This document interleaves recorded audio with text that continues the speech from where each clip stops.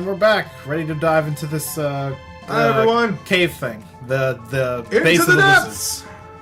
lizards. What do you call them? Reptites. Yep, reptites and their little reptite lair here. And the first thing, of course, we fight in the reptite lair is a bunch of...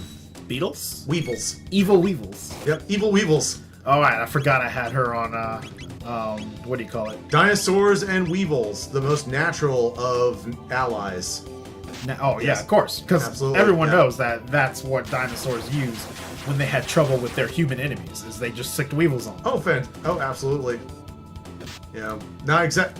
Of course, they're They not don't exactly seem to the do a most whole lot of stalwart damage, foes. do they? No, they do not.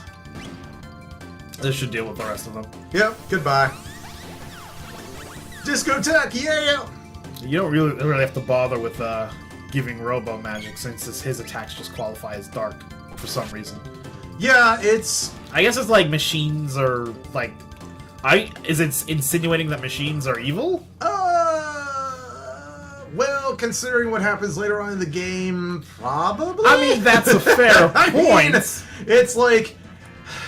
Only as evil as what people make... Do I jump in the hole? Yeah. Okay. I mean, honestly... Whee!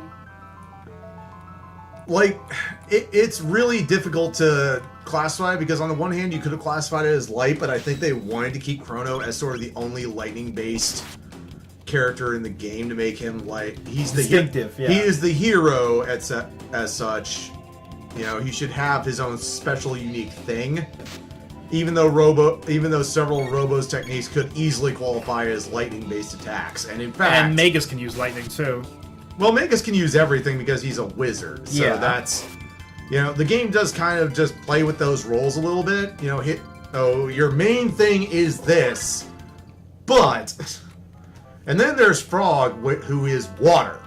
He's water, whereas Marley, who is also water, quote-unquote, but her attacks are ice-based instead of big water. Well, hers are just ice, effectively. No, but yes, So they're ice, but it's qualified So it's like as there's magic. two different types of water. There's someone who's shadow, even though he has lightning attacks. There's someone who has all the different types of elemental attacks.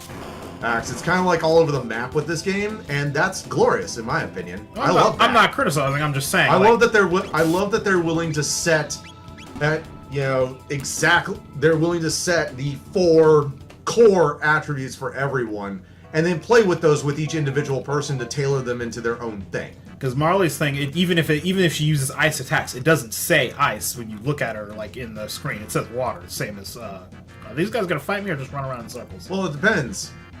Like, it doesn't say ice on her. It says water, same as it does for Frog. Yep. I'm gonna use the special one with Chrono and Naroba. What is it? Rocket Roll? Oh, rocket roll! Yay. Yes. Oh, yes, they're in a line. This is perfect. Woo! Whee! And yeah. Not a whole lot of rolling involved. Oh, that's in right. that, It's in but- full-on area effect attack, yeah. Which you don't have that many to start with, not until you get the second level magics, but I'll take it. Yeah. And they're not like they're... Are you guarding a chest? Yeah, he's guarding a chest. Is it a magic chest, or... It's got stuff in it, yeah. It's fun. Well, is it a magic chest, is what I'm asking. Well, you're about to find out.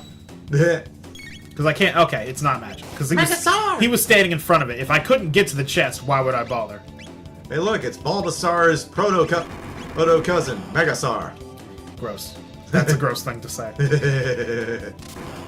I'm not a huge fan of Bulbasaur. I always prefer picking Charmander or Squirtle. Ah, okay. I know that's the only one you played, but as far as starters go, they were hard to beat, those first 3, and the usual preference was for either Charmander or Squirtle among the people who play those games. I mean, that is, even without having played the series, I would have expected as much, simply due to the fact that they seemed like they were very well balanced when I played the original.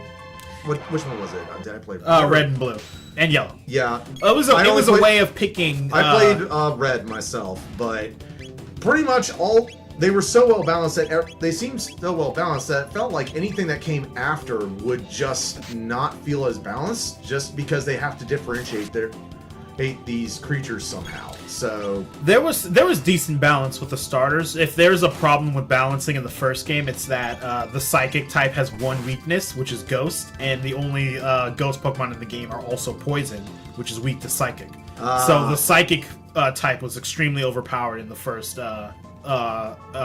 generation. Oh wow. So but they were not just like I never got to Victory Road, just to be clear, like being upfront about that now. As I said in a previous episode, I played it, and son of a bitch! I found out about the missing no cheat, and I actually got that. He just attacked twice in a row. Bullshit. Yeah, they powerful. But yeah, the starters weren't just like a balancing thing. They were actually a way of picking difficulty for how you go through the game. Really now?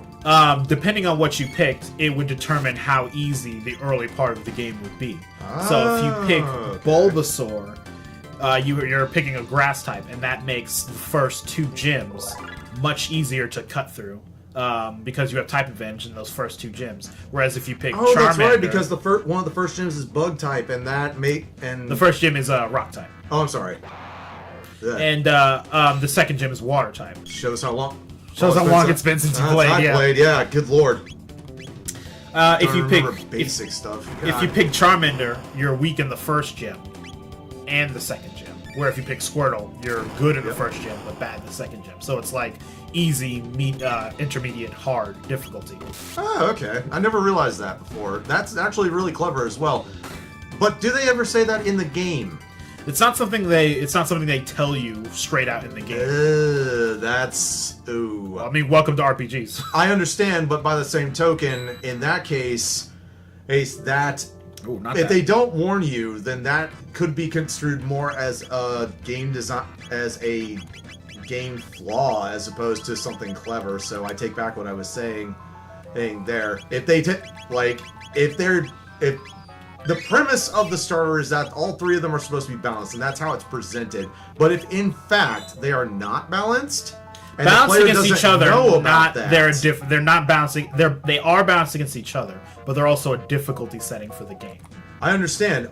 Again, is the player told that they are a difficulty setting in any way, or given any indication that they are or not? That's my problem. If not, then a brand new player who had never heard of Pokemon before, who picks say Charmander or Squirtle or whatever, or maybe setting themselves up for a very rough time. Not particularly, especially since you pick other Pokemon up along the way that can mitigate that disadvantage and actually teach you something about the way types work. Potentially, but it could potentially be a problem compared to, say, someone who picks Bulbasaur as their first character, as you say, would have an easier time of the first 2 gyms, whereas the other 2 characters may have a much tougher time of it. And if the player's not told ahead of time, I mean, it's not that big of a deal. And obviously, people got over in Pokemon's. I'm not entirely I can't exactly, call it a failure or anything like that. But that is something of a. I would say that's. I'll call it a wash. It was an interesting thing, but they should have It may or may not have been in the instruction booklet. I don't actually know. It may have been in there, which is how people know about it. If it was in the instruction booklet, then that would be something. Then I would give it a pass there, but I don't know. What's this? Could those apes have made something this advanced? Yeah, that's the voice I'm giving him. Azala! Ah, the apes have arrived. You're nothing like Ayla. Tell me what this is at once! Tell us all about the key? No. You don't get to know. I guess you need some motivation. If you tell him, he just calls you a liar anyway. Oh. Come this battle! I remember. Oh yeah, this is a thing. Yep. That's a. I will break your puny bones and grind them. Yes, that's a very apt voice that you've given me. He's basically the Schwarzenegger of the Reptiles. He absolutely fucking is. Yeah. Mr. Universe, if I've ever seen one. Yep. That's the whole point. Defense power decreased when shock. Sure was. Yeah, this is where the lightning thing comes in.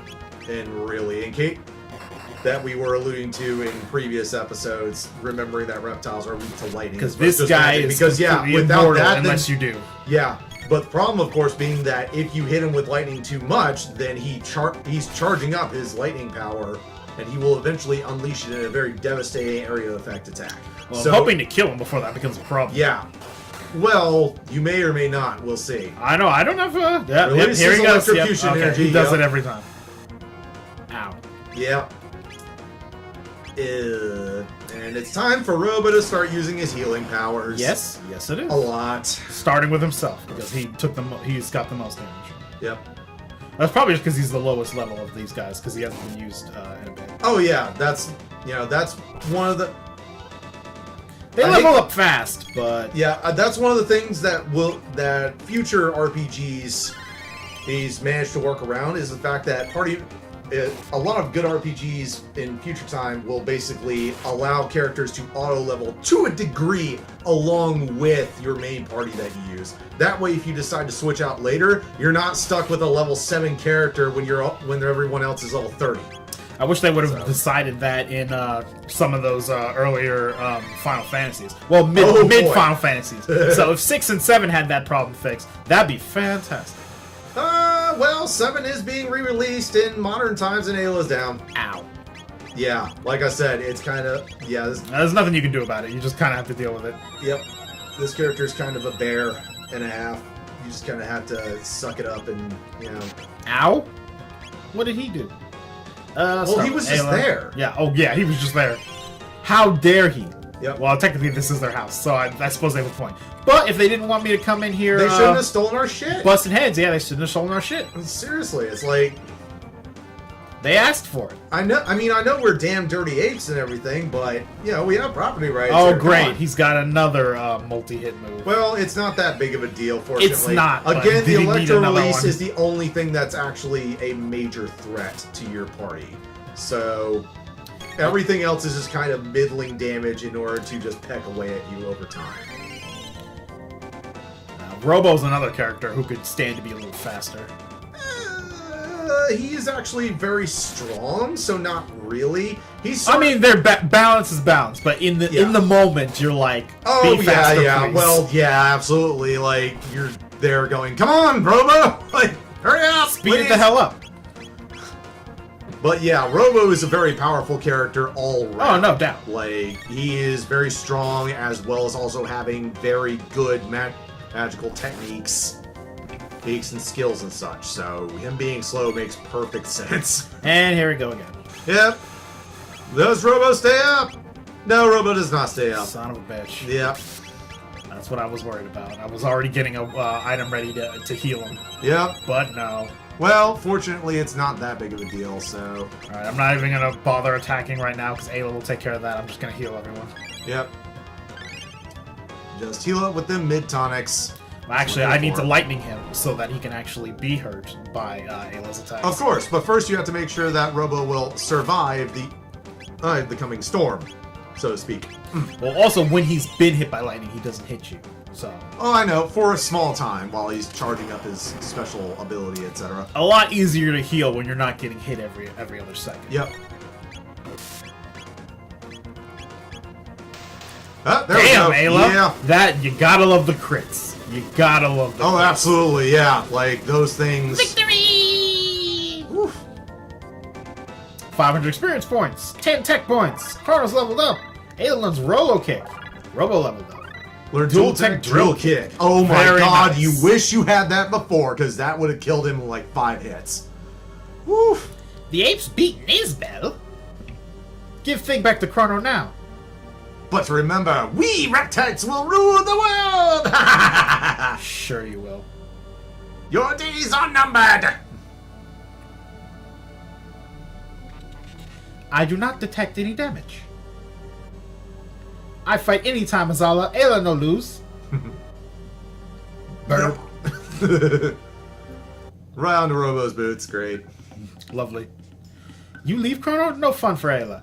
And we'll determine exactly what else is no fun for Ayla next time on the Greatest Games Ever Made. Alright guys, have a good one, see ya.